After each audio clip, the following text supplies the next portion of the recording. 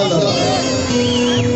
आता मला एक शेर आठवला नवीनच सुचलेला आता मला।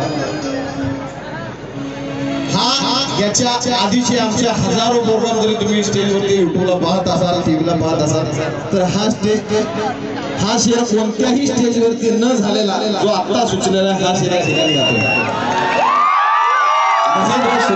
जेणेकरून उद्या भविष्यामध्ये कोणत्याही गायकाने गायला तरी तुम्हाला सांगायला हा काय की हा शेर आमच्या गावात आमच्या स्टेजवरती झाला होता। कारण बाबासाहेबांसारखा दुसरा कुणीही डमी नाही।